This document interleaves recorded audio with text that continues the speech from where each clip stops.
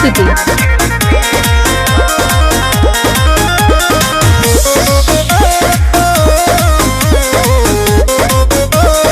अब देखो अपन रहवा हो हमर जाता वे हो के बिरहवा हो तो काट देवे लड़ीस ना भगे।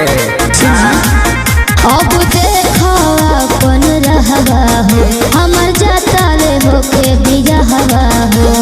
दिल्ली है मजा अपना राजा संगे हम तोरा सखी संगे जीले हो का कहला तो तोरा कोइला के काम में सुनु सनम दूगो बियर मंगा के पीले हो तोरा कोइला के काम में सुनु सनम दूगो बियर मंगा के पीले हो।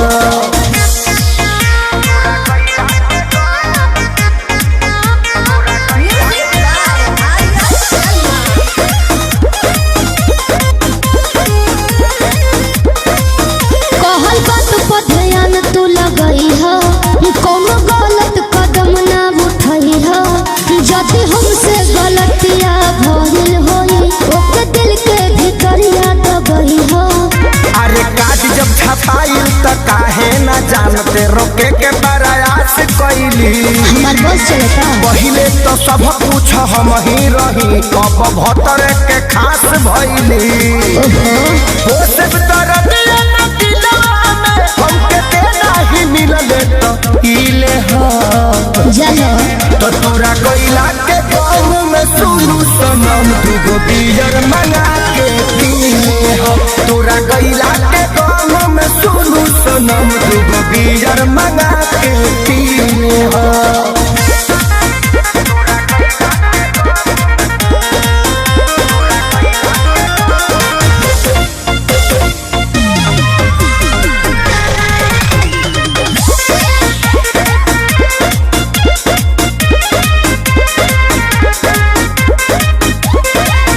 सुनो सुनो ना बात ये यारवा अब छूटा त मोर नहीं हरवा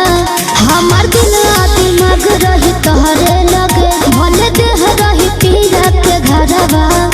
अरे हई हम खेसारी ना करे बरियारी तोरा जाए के बात ते जो सुन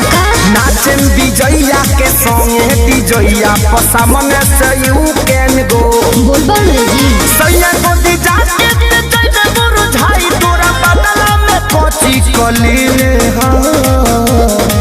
तो तोरा कोइला के गाँव में सुनु सनम दूगो बियर मंगा के पीले हो तोरा कोइला के गाँव में सुनु सनम दूगो बियर मंगा के पीले हो।